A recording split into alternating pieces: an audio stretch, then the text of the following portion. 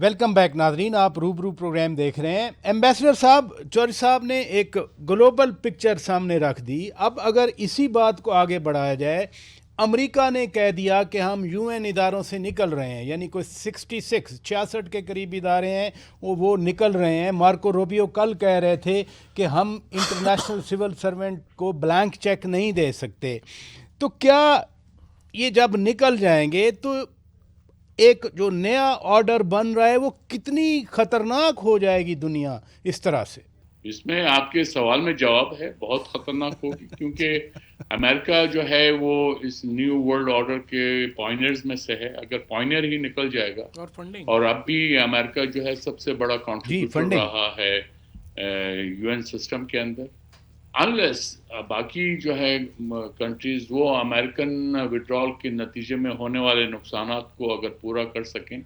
تو یقیناً یہ ایک international system, U N system جو ہے ملٹی لیٹرلزم، اس کو ایک زخم پہنچے گا۔ ملٹی لیٹرل تو ختم ہوگا، لیکن چوہدری صاحب، سعودی اور پاکستان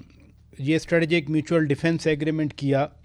پھر ایک دوسرے کے خلاف حملہ ایک دوسرے پر ہی تصور ہوگا، پھر خبریں آئیں کہ ترکی جو ہے وہ بھی اس کو جوائن کر لے گا۔ اب پاکستان کا نیوکلیئر پروگرام، ترکی کی ایڈوانس ڈیفنس ٹیکنالوجی، سعودی عرب کی ویلتھ، یہ تو اتحاد کتنا امپیکٹ ڈالے گا؟ پھر امپیکٹ تو ظاہر ہے۔ اگر اس وقت دو فوجی قوتیں ہیں مسلم ورلڈ میں تو وہ تو پاکستان ہے اور ترکی ہے، جی ہاں، تیسرا تو کوئی اور ملک نہیں ہے۔ ایران کی بھی جو کیپیسٹی ہے وہ پاکستان اور ترکی کے تو قریب بھی نہیں ہے، اور سعودی عربیہ کا بھی ظاہر ہے کہ بڑا امپورٹنٹ رول ہے اس سارے معاملے میں۔ لیکن اصل میں ایشو اس وقت یہی ہے کہ جو امریکہ سے تعلقات نہ سعودی عربیہ بگاڑنا چاہتا ہے، نہ ترکی بگاڑنا چاہتا ہے، نہ پاکستان بگاڑنا ایسے ہی ہے۔ تو یہ تینوں ملک جو ہیں وہ ایران کے اندر زیادہ ریئیکٹ نہیں کر رہے اسرائیل کے معاملے کے اوپر، اور Muslim world as a whole بھی ایران کا بھی یہ پرابلم رہا ہے کہ یہ موجودہ رجیم ہے، اس نے بھی الحمدللہ کوئی ملک نہیں چھوڑا جہاں پہ پنگا نہیں لیا، تو اس لیے they are not popular with Muslim world either, اور اس لیے زیادہ تر جو لوگ ہیں وہ ان کو بس دیکھ رہے ہیں۔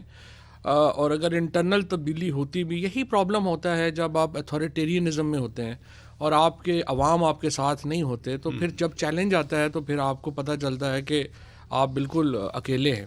ایران کا جو پرائمری پرابلم ہے وہ ان کا اتھارٹیرین نظام ہے، جس کی وجہ سے عوام جو ہے وہ اس نظام کے ساتھ خوش نہیں ہے، اور ڈیموکریسی میں یہی ایڈوانٹیج ہوتا ہے کہ وہ عوام کے بل کے اوپر چل رہی ہوتی ہے، اور اسی لیے اس کے اندر جو مضبوطی ہے وہ ہوتی ہے۔ اب دیکھنا یہی ہے کہ ابھی تو یہ تینوں ملک بالکل نیوٹرل کھڑے ہیں۔ آپ نے ان تینوں ملک کے پیرل ایک اور کام بھی چل رہا ہے، پاکستان، چین، بنگلہ دیش ایک نیا میکنزم بن رہا ہے۔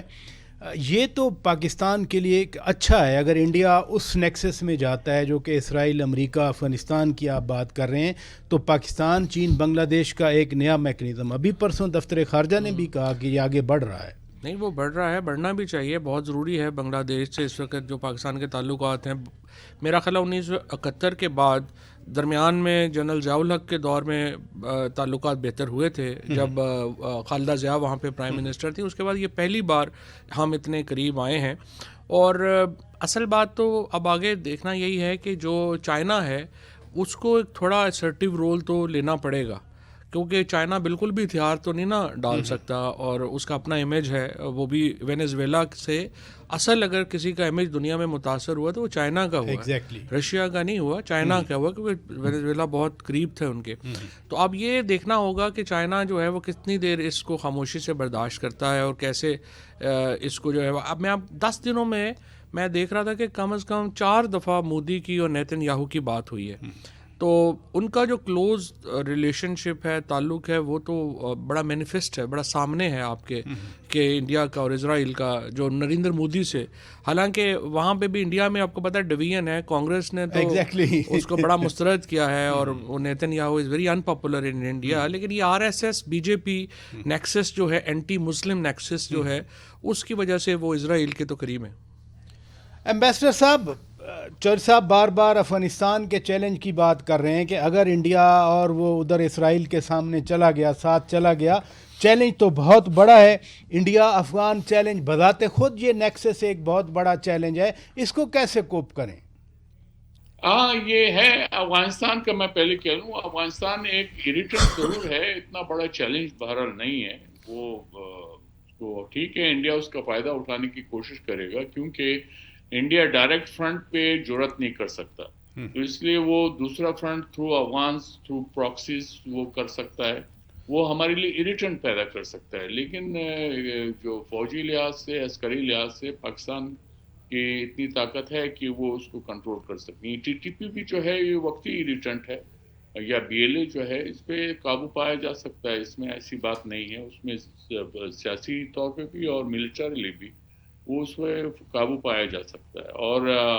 ابھی بھی افغانستان نے دیکھ لیا پاکستان نے جو اقدامات لیے ہیں تو ان کے لیے بہت مشکلات پیدا ہو گئی۔ یہ طالبان علیحدہ بات ہے کہ وہ اپنے جو ہے ایک امبیرسمنٹ کو جو ہے وہ ہٹانے کے لیے وہ اپنا they are putting up a brave face, لیکن اندر سے تو حالات پتلے ہی ہیں۔ نہیں، لیکن اگر براڈر پکچر رکھی جائے، جیسے چوہدری صاحب سے میں نے پوچھا کہ سعودی عرب، پاکستان، ترکی اگر یہ اتحاد ہو جاتا ہے تو ہماری نیبرہڈ میں جتنے مسائل ہیں، مثلا غزہ بھی میں تو امیجیٹ نیبرہڈ ہے، یمن ہمارا امیجیٹ نیبرہڈ میں ہے، صومالیہ بالکل گوادر کے آگے نیچے ہارن آف افریقہ ہے، صومالی لینڈ کا مسئلہ بنا ہوا ہے، تو یہ ہمارا 3 ملکوں کا اتحاد آپ کی نظر میں کتنا مؤثر ہو سکتا ہے؟ دیکھیے ایران، پاکستان اور سعودیہ کا جو اسٹریٹجک الائنس ہے، ایگریمنٹ ہے، وہ ایک بہرحال ایک اسٹیبلٹی کی طرف قدم ہے، اس میں اگر ترکیہ شامل ہو جاتا ہے تو یہ اس سے جو ریجنل اسٹیبلٹی ہے اس کو دوام پہنچے گا، اور اس میں جو علاقے کی جو باقی مملکت ہیں یقیناً ان کی بھی اسٹیبلٹی میں یہ مدد دے گا۔ اس کو یہ علیحدہ بات ہے کہ اس میں بعض جو ترکی پاکستان یا جو مخالفین ہیں وہ اس کو مختلف رنگ دینے کی کوشش کریں یا اس کو سیبوٹیج کرنے کی بھی کوشش ہو سکتی ہے، لیکن جتنا بھی اگر ریجنل لیول پہ اگر آپس میں متحد ہو جاتے ہیں تو وہ یقیناً ریجنل اسٹیبلٹی دوام۔ چلے ادھر رکیے ناظرین، بریک لیتے ہیں، اسٹے ود اس۔